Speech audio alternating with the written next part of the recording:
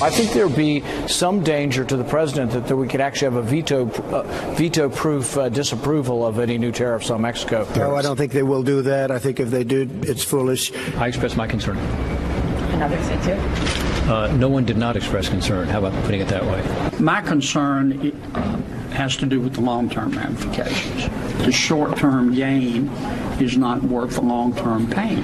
There is not much support in my conference for tariffs, that's for sure. That might be the understatement of the day. Senate Majority Leader essentially saying that every senator spoke up at the caucus lunch meeting today up on Capitol Hill about the prospect of tariffs with Mexico as that deadline is approaching. You would think that'd be a jittery day for the markets, but it was not. Take a look at the Dow today and the previous close and kind of shot straight up. You know why? Because of this man's comments. We do not know how or when these issues will be resolved.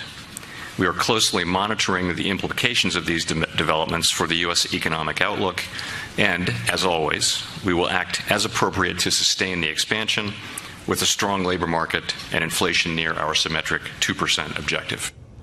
Markets read that, got your back. We'll lower interest rates if this tariff thing gets bad.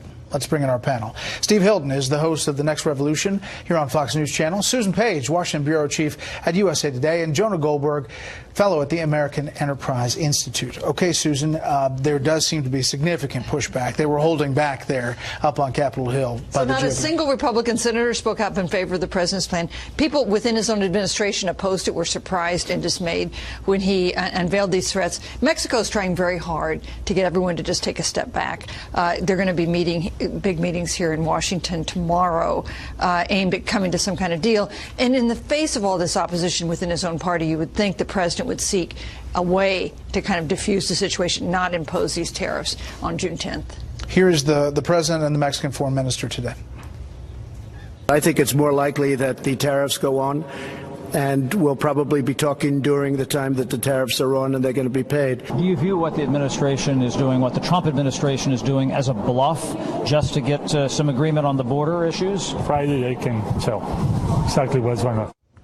Friday, I'll tell you, Steve. It does seem like Mexico's moving. Whether they move enough for the president? Yes. Well, they're certainly moving physically. They're here, so that's a start. I think that most people looking at this, particularly the president's supporters, will say, well, this is great, isn't it? You've got Congress not doing anything to actually sort out the immigration system, which everyone agrees is completely broken. They won't change the law. They won't do anything on asylum or anything at all. And then when the president tries to break that logjam by doing something creative, they want to block him from doing that as well. I think the way we should look at this is to be open-minded. It's a bit of entrepreneurial policy making as far as I'm concerned. It may have some effect. It doesn't get the real problem dealt with, which is our laws and our system. But there's got to be Congress that does that, and there's no sign of that happening. John? Yeah. Look, I agree. It'll come across as creative and entrepreneurial if by Friday Mexico manages to do something that I don't think they're all that capable of doing, which is stemming the flow of refugees. It'll be a great victory for the president. On the other hand, we are at this very moment, you know, President Trump actually has no serious trade agreements signed. There's one thing with South Korea, but he has this basically rehashing of NAFTA that is on the books, that is supposed to be coming up, and this looks like it could scuttle it. Meanwhile, we're trying to do these trade negotiations with China, which is the other trading partner that makes lots of cheap stuff. And now we're saying we're also going to make stuff from Mexico really expensive too, which puts a double squeeze on our businesses here at home, which is why this is the first time you've seen Republican senators to a person stand up to the president, because it is terrible for the economies of a lot of these states. They could stand the China fight, and they still are. But you're right. You haven't seen this kind of it's a pincer move, unanimous kind of pushback. Here is the Senate Minority Leader, Chuck Schumer.